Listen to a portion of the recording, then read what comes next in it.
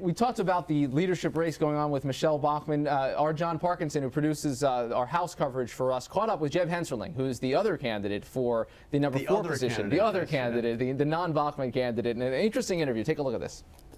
Michelle is a good friend, and we kind of committed to each other.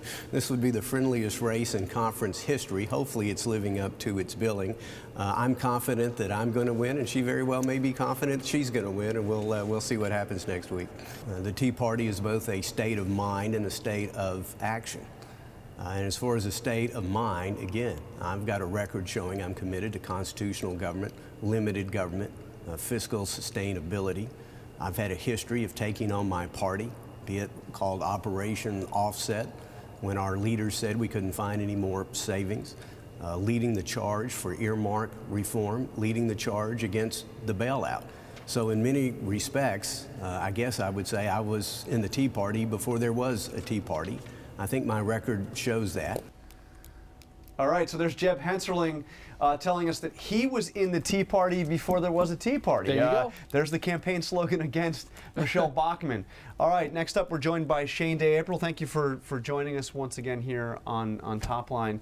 And you've spent a lot of time covering the race up in Alaska. And I don't mean the race for the mayor of Wasilla, but we can get to that one. Handicap this for us. We now see both sides have really lawyered up, and interesting, Murkowski actually has Ben Ginsberg, veteran of the 2000 recount, up there on his side.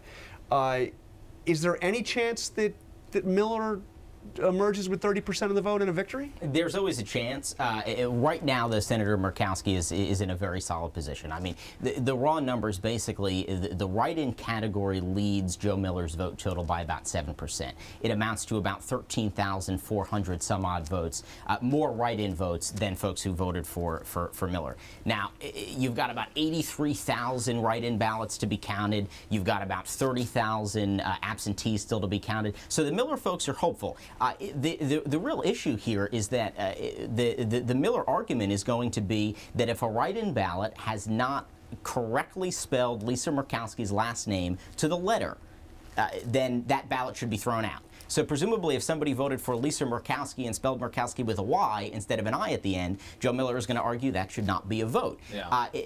Clearly the intent there was to vote for Lisa Murkowski. State election officials have said we will count that as intent. So that's going to be the fight. He would need a legal ruling to overturn what the state officials have said. Right. And folks that I've talked to up in Alaska see it as very unlikely that a judge would rule that the spelling of her last name needs to be exact to the letter. So that doesn't appear likely.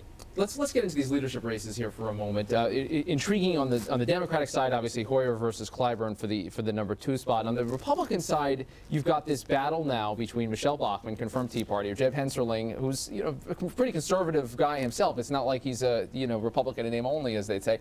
But it seems like this is going to be a flashpoint in that the major debate we're talking about with Tea Partiers versus mainstream Republicans. Yeah, that's exactly it. And it's going to be fascinating to see how this plays out, because this is presumably the biggest challenge for Speaker John Boehner, is how do you deal with the Tea Party forces and the Tea Party elements that are now going to be prevalent in this new Republican majority in Congress, and to see how John Boehner deals with this early on is going to be very telling in terms of whether or not there's going to be enough patience for Tea Party activists and Tea Party backers who who really gave the winning margin to a lot of these newly elected Republican members of Congress. How much patience are these folks going to have if the health care law isn't dismantled and defunded quickly? If there's not a repeal vote quickly? Right. These are all things that these folks are looking for. And then you have on the other side, Pelosi, by all accounts, seems to have this locked up, obviously, to be minority leader. Although I spoke to one of her top lieutenants today who said that she's acting like she's got 3 opponents in this race. I mean, she's really fighting this thing out.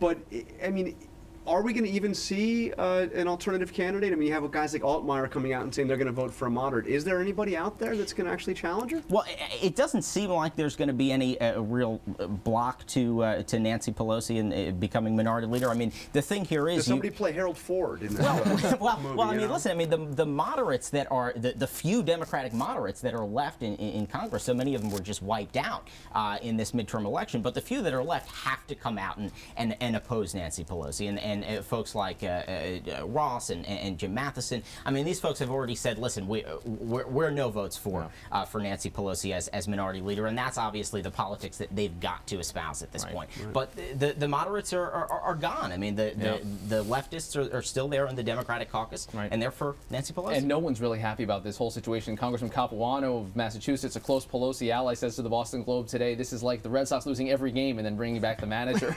Shane DeApril from the Hill. Hey, Dallas Cowboys. You know, well, yeah, exactly. They got the message. 1-7, exactly. Okay. Twitter.com/Rick Klein, Twitter.com/John Carl. We'll be back here tomorrow. Stuff. Thank you.